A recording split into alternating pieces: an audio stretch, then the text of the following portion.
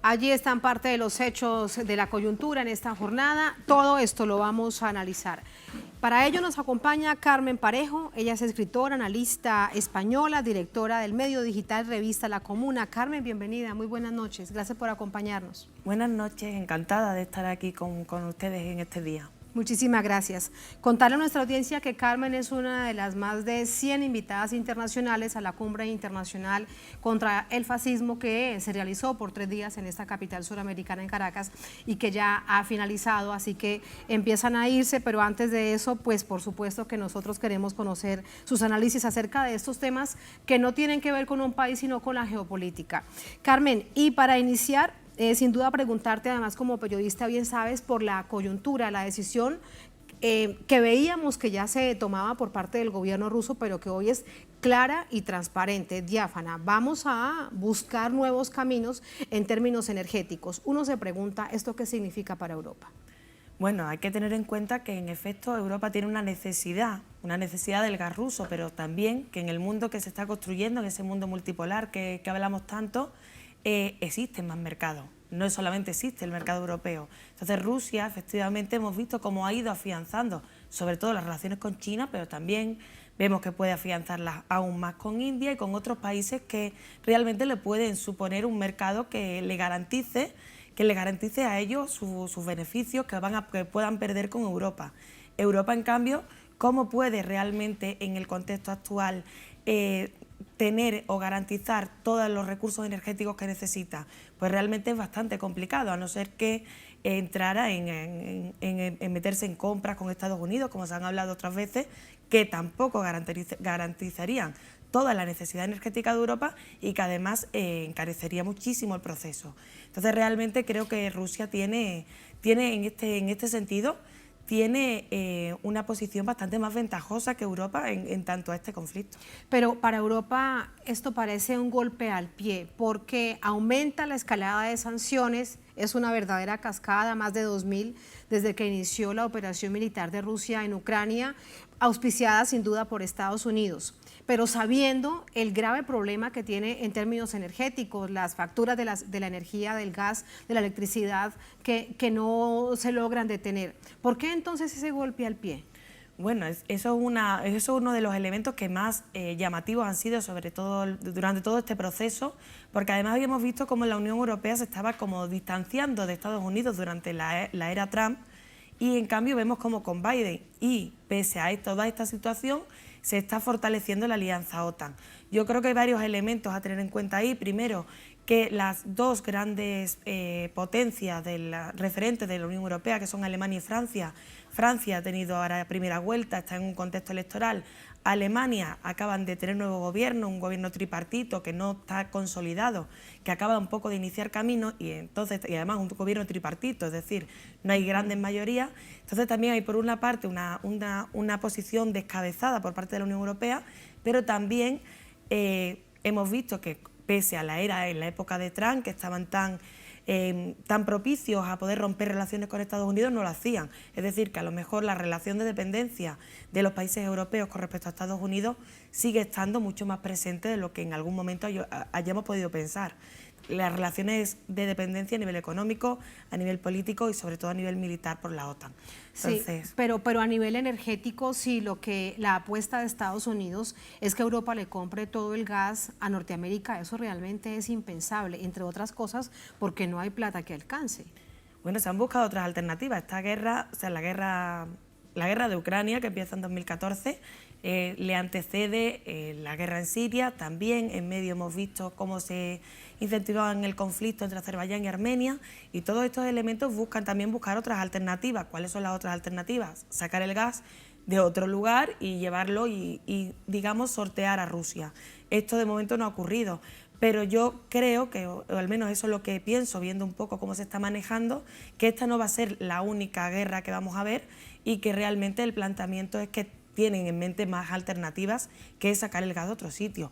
Eso o terminar de ahogar a Rusia a través de las sanciones, a través también de la imagen, cómo han dañado también la imagen de Rusia, para conseguir con ello tener en Rusia un gobierno de los que a ellos les gusta, un gobierno al que se le pueda básicamente saquear sus recursos como lo han tenido previamente.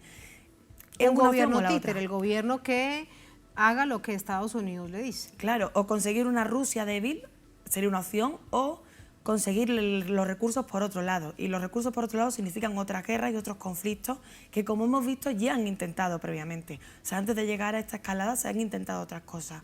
Y lo que sí que creo que es importante es entenderlo como parte de la misma guerra, porque realmente es una sola, con muchos escenarios. Con muchos escenarios. De esto vamos a profundizar. Y para ello sumamos al análisis a Óscar Rotundo, es analista en temas internacionales del portal Periodismo Internacional Alternativo PIA Global. Nos acompaña desde Buenos Aires. Óscar, un gusto saludarte. ¿Cómo estás? Un gusto, Tatiana, un gusto poder acompañarlos, estar con ustedes. Muchas gracias. ¿Qué significa estas decisiones? Nos estabas escuchando ya en la conversación con nuestra invitada que tengo acá a mi lado, con Carmen Parejo, para Rusia. Estas decisiones que toman, sí, lo vemos además en este ámbito geopolítico, ¿afectará aún más? O como lo hemos visto en los últimos días, que el rublo mejora un poco su capacidad adquisitiva y baja el valor efectivo del dólar. Coincido con la compañera en el análisis que hace de que esta es una guerra que tiene varios escenarios. Y uno de los escenarios que generalmente no se tienen en cuenta es el escenario del costo político interno que van a tener los gobiernos que en este momento están tomando las decisiones de acoplarse con el núcleo anglosajón que pretende dar un golpe de mano para poder parar este desarrollo multipolar que viene creciendo raudamente y que obviamente está basado en un análisis muy profundo de cómo se venían desarrollando las distintas crisis a nivel mundial y la posibilidad exponencial de generar economías emergentes que transfieran el marco de las relaciones hacia la zona en donde el apoyo económico, social esté sustentado en las riquezas materiales que puedan llegar a tener producto del desarrollo de las fuerzas productivas. En este caso estamos hablando de lo que pueda llegar a generar la Organización de Cooperación de Shanghái como una institución que nuclee el Producto Interno Bruto del mundo que está en este momento situado en Asia Central y sirva como para poder desarrollar emprendimientos que le den valor a las monedas.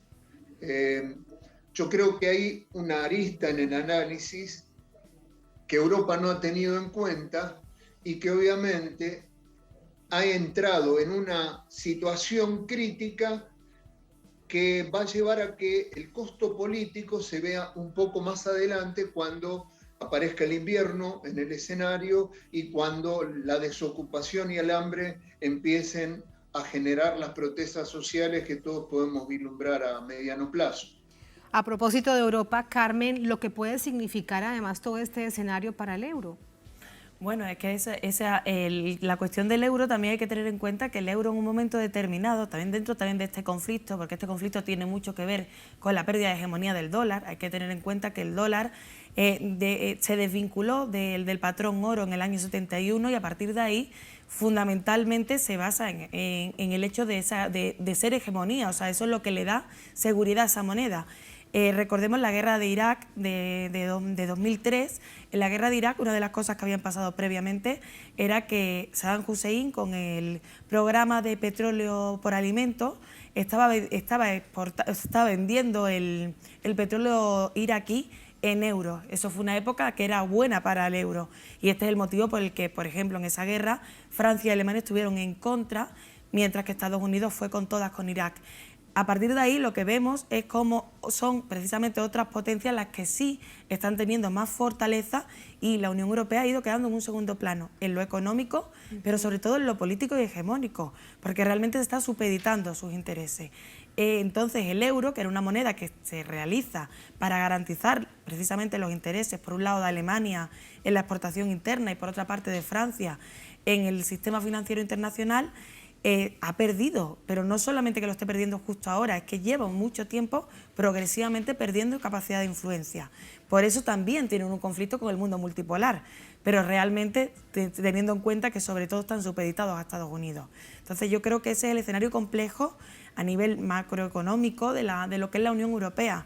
Ahora las consecuencias son para los pueblos europeos que, como ya estaba comentando el compañero, somos lo que vamos a padecer una situación muy probablemente muy devastadora a nivel socioeconómico, y venimos además de la crisis del COVID, que también ha sido bastante devastadora.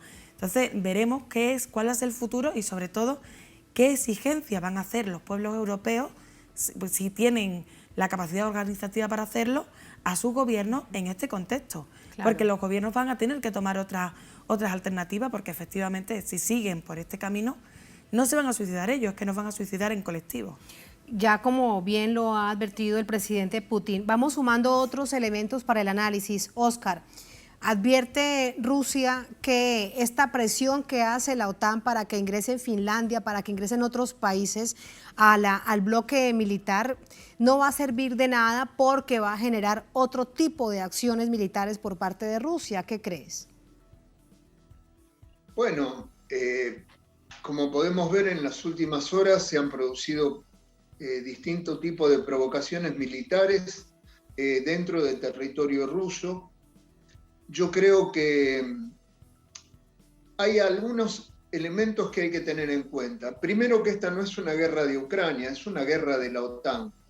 Cada día que pasa se viene develando la presencia de agentes de inteligencia, de tecnología, de armamentos y de mercenarios que están ocupando un rol protagónico, mientras que las fuerzas del ejército regular ucraniano se están rindiendo a manos del ejército ruso. Es un elemento que hay que tener en cuenta porque eso puede generar una contradicción muy grande dentro de las fuerzas institucionales de Ucrania.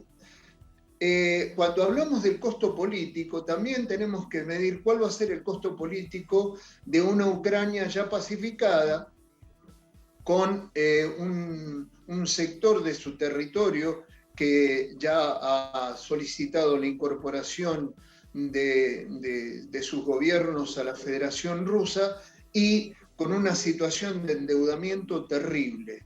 ¿Cuál será el próximo gobierno de Ucrania? Porque la situación de Zelensky me parece que es una situación muy frágil y que políticamente no va a responder a los escenarios a mediano plazo que se instalen en Ucrania.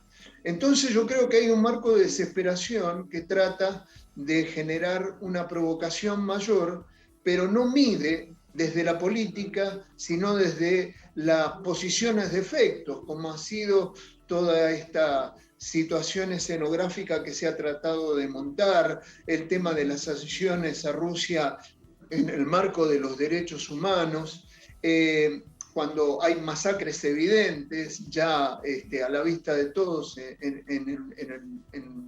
producidas por Ucrania. Yo creo que hay una serie de elementos que denotan de que hay una pérdida en la iniciativa de Ucrania para poder seguir avanzando en el proyecto OTAN, y que este intento de sumar nuevos países a esta aventura que ya empieza a mostrarse como un fracaso, solamente un golpe de efecto, teniendo en cuenta de que Rusia ha demostrado en el terreno ser un estratega implacable a la hora de actuar, y ha resuelto el conflicto militar en base a un plan estratégico que venía construyendo desde el año 2014, cuando, como decía la compañera, comenzó esta guerra, que para mí se remonta ya a lo que fue la disolución de la Unión Soviética, ¿no? Por la iniciativa que tomaron las fuerzas occidentales, que lo primero que tendrían que haber hecho es haber disuelto la OTAN. Una OTAN que antes, Óscar, ya te lo voy a consultar también, Carmen, quiero conocer tu reflexión, una OTAN que hasta antes de este conflicto en Ucrania sobre el que no había ninguna otra opción para Rusia, lo han dicho desde todo tipo de perspectivas, al no haberse cumplido los acuerdos de Minsk de 2014 y de 2015, la OTAN parecía inservible, pero se le ha dado cierto oxígeno, y no solamente por parte de Estados Unidos, hay naciones europeas que le dan oxígeno, entre ellas España, por ejemplo. Sí, ¿no? de hecho, el gobierno, entre comillas, de izquierda de Pedro Sánchez. Bueno, el supuesto gobierno más progresista del mundo mundial se ha convertido en el principal aliado de la OTAN. El progresista del mundo mundial, eso está de toda la historia, desde los orígenes, el más progresista. Se ha convertido en el aliado fundamental de la OTAN. También hay que decir que el gobierno de España lo compone, entre otros, el Partido Socialista Obrero Español, que siempre ha sido, o sea, fue de hecho el partido que de forma efectiva introduce a España en la OTAN, y además que fue secretario general de la OTAN, Javier Solana, que también pertenecía a ese partido. Entonces hay que tener en cuenta, mirando un poco la historia, no es tan sorprendente, más sorprendente quizás los socios de gobierno y cómo han dado un giro también en posiciones históricas de lo que era la izquierda, porque la OTAN era un planteamiento que se tenía claro. También hay que decir que ahora hay una cumbre de la OTAN precisamente en Madrid, y que también... En junio, ¿no? Sí, y que también ahí se demuestra una vez más esa posición de completa sumisión con respecto a los planteamientos de la Organización del Tratado Atlántico. Pero es curioso porque Macron decía, hace no tanto, otra vez, cuando estaban con el conflicto en la época de Trump, decía que la OTAN estaba en muerte cerebral. Bueno, Pues de hecho, ahora que lo tanto. recuerdas, Macron dijo que había que crear una instancia militar, un órgano militar europeo, sin ninguna injerencia de Estados Unidos. Eso lo han propuesto varias veces y siempre la cuestión es por qué no lo han hecho, qué es lo que ha fallado. Y entonces también a lo mejor hay que replantearse cómo está constituida la Unión Europea y también hasta qué punto, hasta qué grado son dependientes de Estados Unidos. Estados Unidos, después de la Segunda Guerra Mundial, se quitó a sus competidores de en medio. Los dos grandes competidores, las dos grandes zonas donde había potencias de carácter imperialista, como era Japón por un lado y por otro lado Europa Occidental, las doblegó con el desembarco de Normandía y con las bombas de Hiroshima y Nagasaki. Entonces, desde entonces tenemos que a lo mejor analizar hasta qué punto existe esa dependencia y hasta qué punto todas estas declaraciones del ejército europeo, también cuando Afganistán, Alemania, creo que fue el canciller, también salió diciendo la OTAN, Estados Unidos controla la OTAN y encima nos dirigen mal. O sea, han tenido muchos cantos de sirena, pero se ve que en la realidad palpable no era posible, porque si no, no tendría ninguna explicación que no lo hayan hecho, que hayan mantenido esta sumisión cuando se están suicidando. Hoy nos están suicidando a todos con respecto a su economía, a lo social y a lo político hegemónico. Yo creo que la Unión Europea después de esto ha perdido capacidad para presentarse como un referente en el plano internacional, porque están completamente supeditados. Como lo que durante tantos años, incluso para este lado del mundo, para nuestra América Latina, distintos gobiernos lo tenían como un gran ejemplo. Cuando se hablaba de integración, se decía es que debe seguirse el ejemplo de la Unión Europea. Pero realmente no algunos es así. Gobiernos, no todos, pero algunos lo decían. Sí, pero también es porque la Unión Europea ha trabajado mucho en la propaganda, eso también es cierto, y la propaganda de los derechos humanos, sí, que es muy curioso porque no es que precisamente sean los países que más respeten los derechos humanos, y encima lo pueden hacer sin que nadie se plantee sancionarlos ni nada, porque cuando van por ahí a otros países a destruirlos y a muchas otras cosas y participan en guerras, como incluso en Europa, ¿no? En Yugoslavia o en Siria, cuando hacen todo eso están vulnerando los derechos humanos y aún así siguen con esa hipocresía de llamarse garantes de algo. Pero en ese sentido también hay que tener en cuenta que la Unión Europea surge realmente como un acuerdo, la Comunidad Económica Europea es un acuerdo de carácter económico con unos intereses determinados para expandir sus capitales, y que si leemos los distintos tratados de la Unión Europea, el planteamiento social no es lo importante, ni siquiera está reflejado como algo que vaya a marcar nada. Entonces, ¿qué integración? No hay una integración política. El propio euro es una moneda común para países con economías completamente diferentes que genera una desigualdad extrema. Entonces, realmente no existe ese planteamiento de integración más allá que como propaganda, como la misma propaganda que nos vende que Europa es el adalid de los derechos humanos. O sea, la misma propaganda que vende una cosa, vende la otra. Y con el tema del estado de bienestar que durante tantos años también se dijo, es que debe seguirse el ejemplo de la Unión Europea por el estado de bienestar. Hay un punto muy importante que no quiero dejar pasar antes de continuar con el análisis, Óscar, y es la OTAN y Estados Unidos. Y esto teniendo en cuenta que Estados Unidos está pasando por un tremendo problema económico, una inflación que no logra controlarse y con un presidente Biden que tiene los peores niveles de favorabilidad, de popularidad desde que llegó al gobierno. Bueno, es una muy buena pregunta a la que tendríamos que agregar cuál va a ser el papel de las elecciones de medio término que se van a dar en noviembre, cuando evidentemente el Partido Demócrata sea derrotado, y qué va a ocurrir con la agenda camino a una nueva agenda presidencial, digamos, camino a un nuevo evento presidencial, que por lo que pareciera, todo indica de que favorece las posibilidades de que Donald Trump vuelva a la presidencia. Vemos la disparidad política que hay entre la política exterior de Biden y la política exterior de Trump.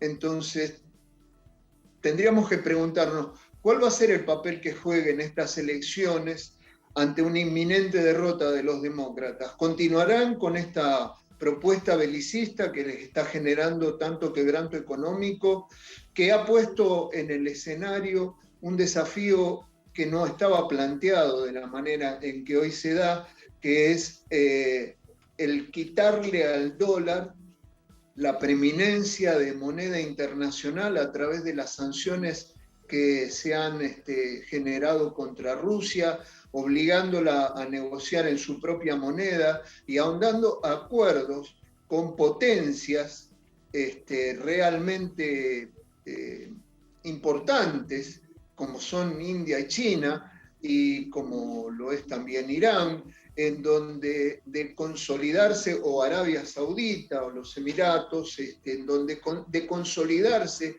unas nuevas plataformas que superen en la instancia del SWIFT, el dólar y el euro también se verían comprometidos de una manera muy, muy grande, con un impacto muy serio hacia sus propias economías.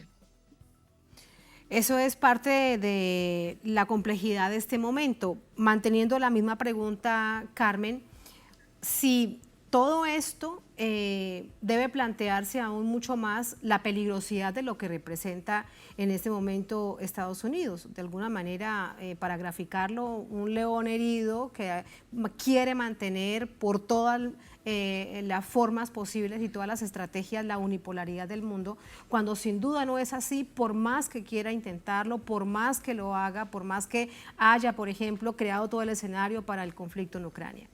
En realidad yo creo que lo que se está viendo de forma bastante evidente es que Estados Unidos está a la desesperada, porque ya realmente vemos incluso prácticas, estamos viendo también una propaganda desbordada. O sea, en las últimas, el tema de Ucrania está siendo excesivo incluso para la comprensión de quien normalmente acepta todo lo que desde Estados Unidos o la Unión Europea venden. Y en cambio en este caso ya se está empezando incluso a cuestionar, porque se ve como excesivo, como una especie de exageración. Esto va a seguir mientras Estados Unidos se dé cuenta. Lo que pasa que hay una cosa que me parece a mí curiosa, que es que con el miedo a perder influencia del dólar, que fundamentalmente a perder su hegemonía y por lo tanto la garantía con la que ha basado el desarrollo hegemónico de ese país, de Estados Unidos, pueden crear el efecto contrario. Por ejemplo, la posición de Putin de se va a tener que pagar en rublos, bueno, yo no sé qué pasó finalmente con eso, pero Arabia Saudí también dijo que iba a vender su petróleo a China por yuanes. Entonces estamos viendo cómo, precisamente por desequilibrar tanto la situación, para evitar una cosa, a lo mejor está acelerando un proceso que iba a llegar de todas formas, pero puede que precisamente por sanciones, por bloqueos, por todo lo que están montando a nivel planetario, ese proceso que iba a llegar, llegue antes. O sea, realmente es una estrategia equivocada y desesperada, pero es que es la única que tienen. O sea, realmente es muy difícil, ¿no? La otra opción que tendrían sería aceptarlo, pero para eso tendrían que cambiar todo el modelo de desarrollo que han tenido hasta ahora. Y plantearse eso sería para bueno. Estados Unidos eso sería impensable. Sería bueno en el para Estados su pueblo. Unidos de hoy. Sí, bueno, claro, pero sería impensable en este Claro, momento. es que plantear toda su historia, no. Ahora tenemos que empezar de cero. Sería muy difícil. Sería muy difícil. Hay un punto en los últimos minutos que me queda que quiero preguntarles a los dos, Óscar. Creíamos, y sin duda es una pregunta especulativa, pero enmarcada en este escenario, con los hechos que hemos visto, que sería una operación militar de Rusia corta, de un poco tiempo, pero estamos viendo que se está extendiendo por todos estos ingredientes que aplica OTAN, Estados Unidos, Unión Europea, el hecho además de lo que nos está hablando Carmen también de esta propaganda tremendamente excesiva, ver la capacidad de los grupos neonazis de actuar con tal nivel de perversidad, es decir, en medio de todo este escenario lo que estamos viendo es que no es un conflicto que vaya a terminar pronto, pero ¿qué crees? Bueno, nosotros pasamos de una situación que en el 2014 era el asedio constante por parte de las fuerzas fascistas del batallón Azov y de otros grupos ya instalados en lo que eran las instituciones legales de Ucrania para poder desalojar el territorio y poder llegar a Crimea. Un plan asusado por Estados Unidos y por la OTAN para poder ir ganando terreno y después generar la incorporación de Ucrania y la instalación de misiles mucho más cerca de Moscú. Inteligentemente, Rusia ha esperado el tiempo que era necesario como para poder intervenir. Tengamos en cuenta de que después del pronunciamiento de las repúblicas autoproclamadas de Donetsk y Lugansk, viene el reconocimiento y la incorporación ya como repúblicas a la Federación Rusa. Después de eso viene la solicitud de defensa por parte de esos gobiernos legitimados por el pueblo y la intervención militar de Rusia para poder proteger a los habitantes y a la infraestructura de esos países y contener el ataque de las fuerzas de Ucrania. Si nosotros lo vemos en tiempos militares, digamos, ha sido una lucha que se ha desarrollado con mucha dinámica y desde el punto de vista militar magníficamente. Tengamos en cuenta que nunca estuvo en los planes de Rusia invadir Ucrania, penetrar a Ucrania. Lo que está tratando es de neutralizar a las fuerzas hostiles y, como ya dije antes, no se trataban de las fuerzas hostiles de Ucrania, sino también de la presencia multifactorial de la OTAN en el conflicto. Ahora ya abiertamente, con las últimas dadas de baja y con las últimas retenciones o capturas, como la de un general de inteligencia y miembros de la inteligencia norteamericana, o sea, ya está de manifiesto que es una lucha que se está librando contra la OTAN. Yo creo que una vez que se pueda llegar a consolidar el territorio del Donbass, la guerra se va a parar. El costo político, yo diría, ¿qué ocurre si alguien piensa realmente que el próximo presidente de Ucrania va a ser Zelensky? Yo creo que, ¿qué ocurriría con la OTAN si el próximo presidente de Ucrania fuera un presidente prorruso? ¿Qué pasa con los otros países de la ex Unión Soviética que en este momento, gracias a las sanciones que se han dado contra Rusia, están padeciendo en toda su infraestructura, tienen que recurrir a despidos masivos y están sufriendo económicamente el deterioro de sus economías? ¿Cuáles van a ser sus aliados futuros? ¿Los europeos y los norteamericanos o el eje de Asia Central liderado por Rusia y por China? Creo que ese va a ser el desenlace de la guerra y estamos camino hacia una situación de culminación pronto. Muchísimas gracias, Óscar, por tu análisis. Gracias siempre. Muy buenas noches. Un placer acompañarlos. Gracias a ustedes. Muchísimas gracias. Carmen, para despedirte, ¿qué crees? Sobre la guerra, yo creo que realmente... La extensión del conflicto. Realmente, como muy bien ha dicho el compañero, la intención de Rusia era fundamentalmente garantizar al Donbass su seguridad, y para eso es verdad que tiene operaciones que son fuera del territorio del Donbass, pero que son operaciones que, como hemos visto, estaban completamente vinculadas a una estrategia. Estamos viendo cómo también se está produciendo la estrategia que desde el principio ha dicho Rusia que iba a tener y que han seguido más o menos tal y como estaba planteado. El problema ya no va a ser ese, sino que se intenten crear otros problemas. O sea, ha salido la noticia, ¿no?, de lo de Finlandia y de Suecia, sí, y de entrar en la OTAN. Estamos viendo cómo hay una provocación tras otra contra Rusia, buscando cualquier debilidad. También hemos visto cómo se han ido creando montajes también sobre lo que está ocurriendo ahora en Ucrania, porque la intención fundamental es provocar lo máximo posible a Rusia para prolongar el conflicto, además. Sí, o a lo mejor no prolongarlo en Ucrania, pero seguir aumentándolo. Es cierto que decía, no me imagino qué podría pasar si el presidente no es Zelensky. Bueno, yo creo que en realidad, bueno, primero, un presidente prorruso no podría salir porque todos los partidos que tenían una posición más prorrusa, y también el Partido Comunista de Ucrania, están proscritos. Están prohibidos. O sea, están realmente prohibidos, sí, lo tienen bastante fácil para que les gane uno de los que les interesa. Pero aparte de eso, hay que tener en cuenta que Ucrania ha perdido su soberanía total.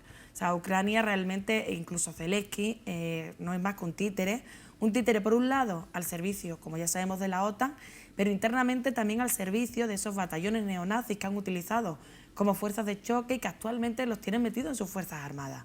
O sea, realmente, tanto por un lado como por el otro, el presidente de Ucrania no es un presidente que tenga capacidad soberana para tomar decisiones, y también se ha visto cada vez que ha habido negociaciones, al final dependen por un lado eso de lo internacional y también del problema interno que también tienen.